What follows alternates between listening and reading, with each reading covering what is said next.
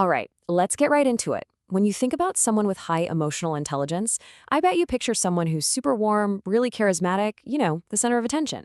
But what if the most powerful emotional habits are actually the ones you can't see at all?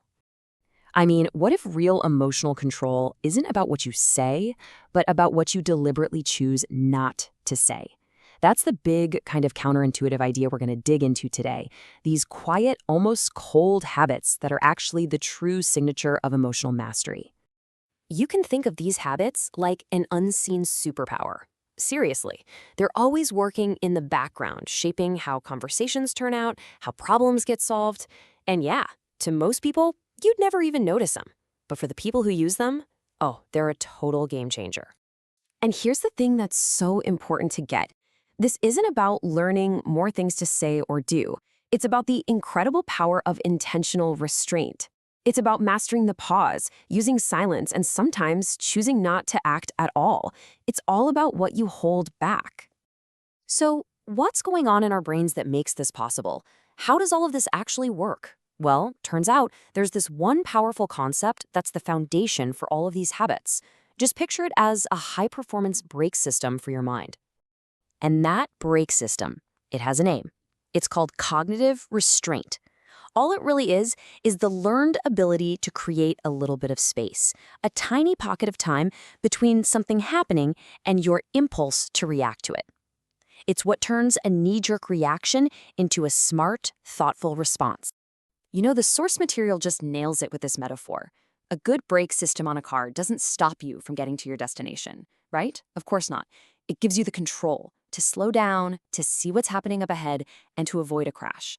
That is exactly what cognitive restraint does for you emotionally. Now, this slide lays it out so clearly. Look at the left side, the reactive brain. A stimulus hits and bam, you get an immediate, raw, emotional reaction. We've all been there. But now, check out the right. The restrained brain sticks in that psychological buffer zone. That is where the magic happens. That tiny pause is where you take back control from your impulses. So, how does this mental brake system actually feel in the real world?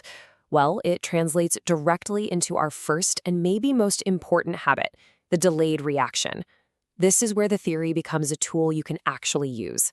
We're all kind of taught that a quick comeback, a witty retort, is a sign of being sharp. But in those high-stakes moments, the most emotionally intelligent people, they do the exact opposite.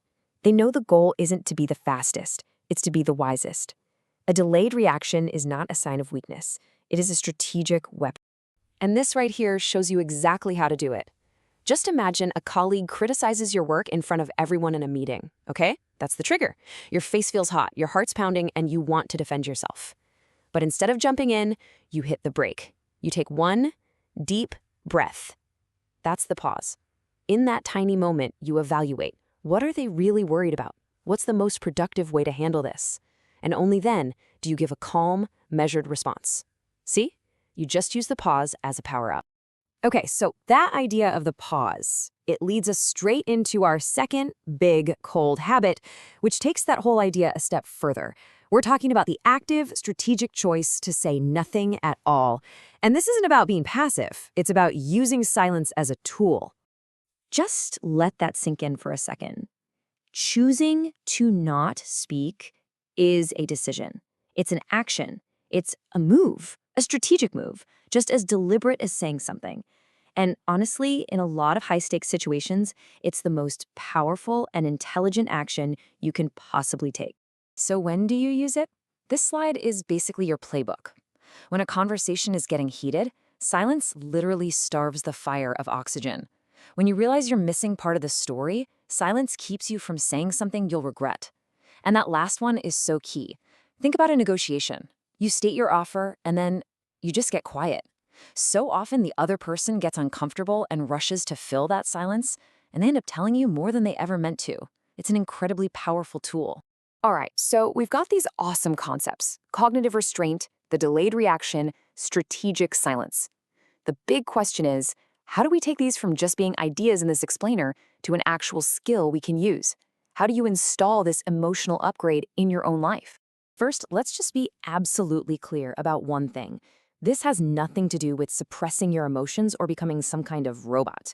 It is not about being cold and unfeeling. It's about being intentional. It's the difference between your emotions controlling you and you controlling your emotions.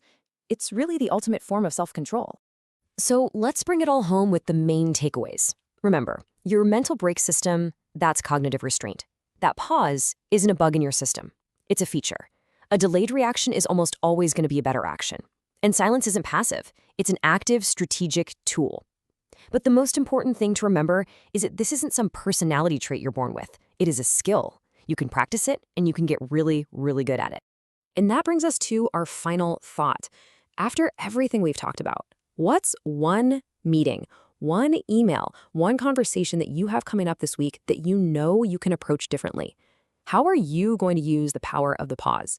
Really think about it.